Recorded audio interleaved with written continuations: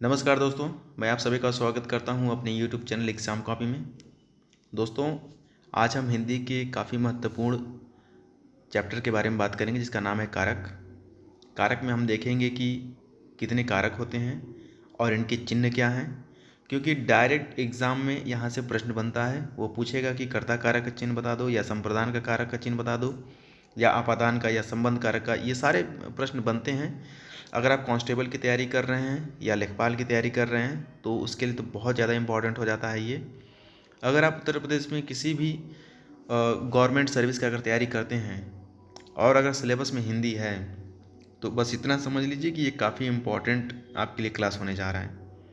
तो ठीक है दोस्तों, अगर आपने चैनल को सब्सक्राइब नहीं किया तो प्लीज़ सब्सक्राइब कर लीजिए, बेल आइकन को ऑन कर लीजिए, लाइक कीजिए, कमेंट कीजिए और शेयर कीजिए। और अब हम क्लास को स्टार्ट करते हैं। ठीक है, तो देखिए, कारक चिन्हों की आवश्यकता क्यों हुई, पहले ये समझना जरूरी है। जैसे मान लीजिए कि संस्कृत जो होती है वो एक संयोगात्मक भाषा होती है। ठीक है, संयोगात्मक का अर्थ ये होगा कि वो बहुत कम शब्दों में अपनी बात को कह देते हैं। जैसे कि मान लीजिए कि राम रावण हाथवन, कितना कम शब्दों में आपने बता दिया। ठीक है, लेकिन वही जब आपको हिंदी में बताना होगा, क्योंकि हिंदी एक वियोगात्मक भाषा है, तो यानी कि हर जगह पर कुछ ना कुछ कारक चिन्ह आएंगे। जैसे मान लीजिए कि इसी बात को अगर आपको बताना, जैसे कि राम रावण हाथवन को ही अगर आपको बताना है हिंदी में तो आप क्या कहेंगे? राम ने रावण को मारा। ठीक है, तो इसमें ने और को ये क्या है?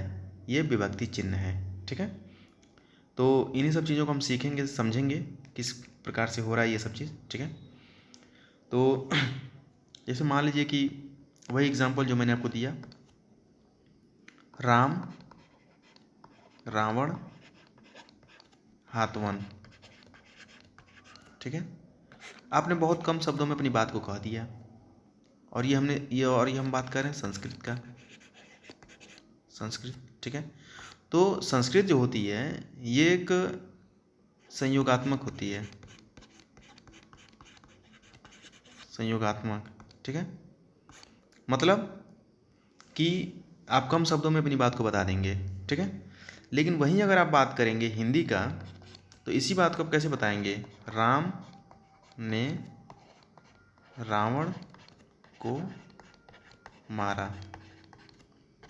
ठीक है, ये हमारी हिंदी हो गई। तो ये क्या है? ये वियोगात्मक है। मतलब अब देखिए कैसे वियोग हो जा रहा है। अब इतनी छोटी सी बात को हमने यहाँ पर फिर ने ला दिया, यहाँ पर को ला दिया, तो यही जो ने और को है ना, ये क्या है? ये कारक चिन्ह है, कारक चिन्ह। ठीक है, ये कारक चिन्ह है। ये इन्हीं सब चीज़ों को हम देखेंगे। कारक चिन्ह कितने प्रकार के होते हैं? तो ये होते हैं 8 प्रकार के। डायरेक्ट आपसे परीक्षा में पूछा जाएगा कि ये बताओ कि कारक कितने प्रकार के होते हैं।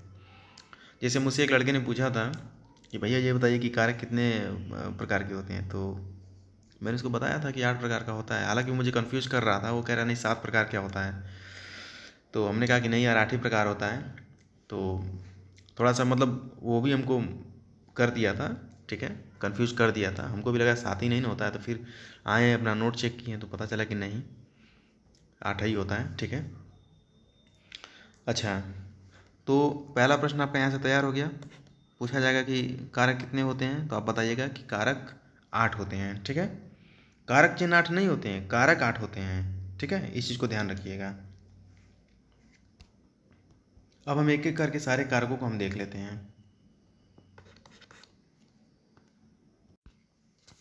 तो पहला हम देखते हैं कर्ता कारक। 8 है तो 4 मैं इस पर बताऊंगा इस स्लाइड पर, और 4 को मैं अगले स्लाइड पर बता दूंगा। ठीक है, तो पहला हमारा क्या है? कर्ता कारक।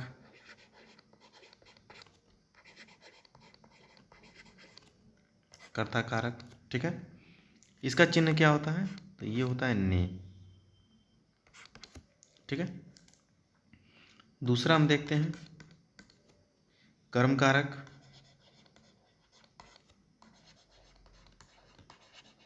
कर्म कारक, ठीक है, तो ये क्या होगा? को, इसका चिन्ह को होता है। तीसरा करण कारक। करण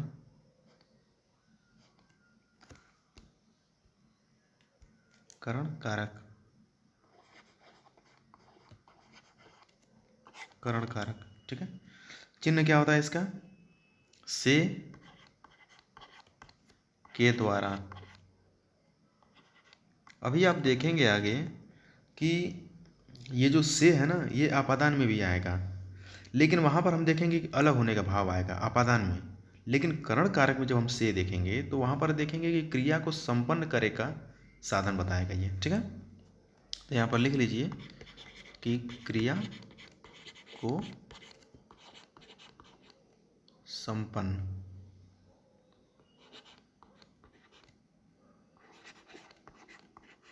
संपन्न करने का साधन, क्रिया को संपन्न करने का साधन होगा ये, ठीक है। चौथा क्या है? चौथा है संप्रदान, संप्रदान कारक, संप्रदान कारक। इसका क्या चिन्ह होता है? तो इसका होता है को के लिए, को के लिए, ठीक है।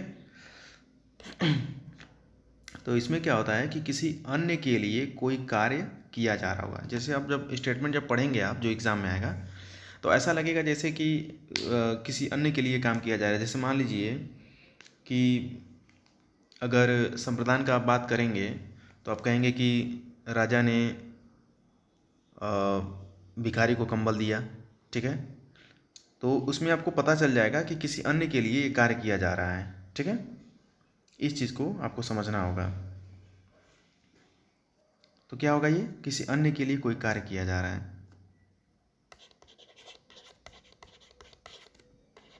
किसी अन्य के लिए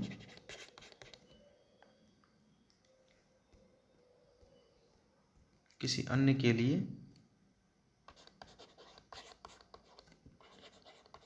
लिए कार्य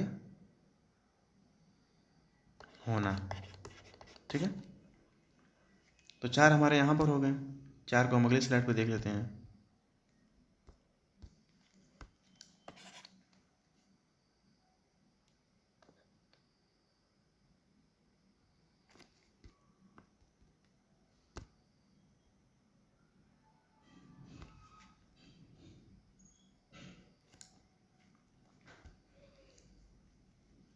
पांचवा कौन है? आपादान,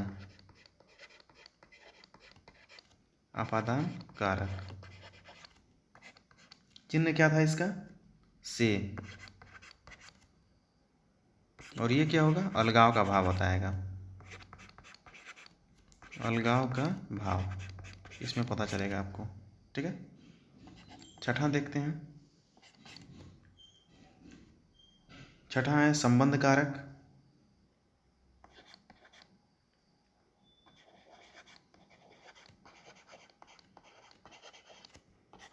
संबंध कारक। ये क्या बताएगा? मतलब इसका क्या चिन्ह होगा? तो इसका होगा का की, का हो गया, की हो गया, के हो गया, ना हो गया, ने हो गया, नी हो गया, ठीक है। रा, री, रे, ये सब चिन्ह इसमें आते हैं, ठीक है। फिर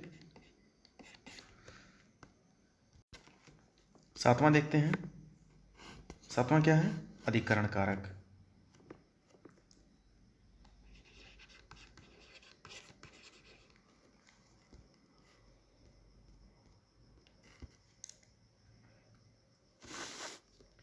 अधिकरण, अधिकरण कारक। इसका चिन्ह क्या होगा? में और पर होगा, में और पर, ठीक है। फिर आठवां क्या होगा? आठवां होगा संबोधन कारक, संबोधन कारक, संबोधन कारक, ठीक है। अरे, हे, इसने कहते हैं आप लोग हे राम, ठीक है। जैसे गांधी जी का जो अंतिम जो शब्द था क्या था? हे राम ही तो था। तो यानी कि उन्होंने राम को संबोधित किया, ठीक है। जैसे हम कहते हैं कि अरे कहाँ जा रहे हो, तो जब हम उससे पूछते हैं कि कहाँ जा रहे हो, तो हम पहले उसको संबोधित करते हैं अरे कह के। जैसे बहुत लोग अपनी बात जब कहने जाते हैं तो कहते हैं, क्या कहते हैं, अरे इधर आओ। यानी कि पहले हम उसको संबोधित कर रहे हैं, अपने तरफ उसको, मतलब उसकी अपने अपनी बात के थ्रू उसको हम अपनी तरफ अट्रैक्ट करेंगे, ठीक है, संबोधित करेंगे। तो इस प्रकार से हमारे 8 कारक हैं और इनके हमने चिन्ह को देखा, ठीक है। आपसे परीक्षा में पूछा जाएगा कि संबंध कारक का चिन्ह बताओ, तो आपको बताना होगा कि का, के, की, ना, ने, नी, ऐसे हो सकता है। या फिर डायरेक्ट आपसे ये पूछा जाएगा कि ये बताओ कि सोहन किताब पढ़ता है, इसमें कौन सा कारक है, तो इसमें आपको बताना होगा कि कर्ता कारक है। क्यों? क्योंकि जो किताब जो पढ़ने का जो फल है वो डायरेक्ट कर्ता पर पड़ रहा है, ठीक है। तो ऐसे आपको ध्यान में रखना पड़ेगा। तो कर्ता में तो कर्ता कह रहे हैं, कारक में हमारी इतनी ही चीज़ें थी, ठीक है, वो कंप्लीट हो गया है। अब आज मैं समास इसमें स्टार्ट नहीं करूँगा क्योंकि ये एक अलग क्लास हो जाएगी। तो समास को हम कल से देखेंगे, समास के कितने भेद होते हैं, ठीक है, अव्ययीभाव समास, तत्पुरुष समास, ठीक है, द्वंद्व समास, द्विगु समास, इन सभी चीज़ों को हम लोग अच्छे से पढ़ते जाएंगे धीरे धीरे। और सिलेबस हमारा जल्दी कंप्लीट हो जाएगा। बीच में वीडियो नहीं आ रही थी क्योंकि थोड़ा मैं गोरखपुर में था कुछ ही काम से, तो अब मैं फ्री हो गया हूँ, तो आप लोगों को वीडियो मिलेगा। और प्लीज़ अगर पसंद आया तो लाइक भी किया करिए आप लोग, ठीक है। तो ठीक है दोस्तों, अगर आपने चैनल को सब्सक्राइब नहीं किया तो प्लीज़ सब्सक्राइब कर लीजिए, बेल आइकन को ऑन कर लीजिएगा, लाइक कीजिएगा और कमेंट कीजिएगा, ठीक है। मिलता हूँ फिर मैं आप लोगों को अगली वीडियो में, तब तक के लिए नमस्कार।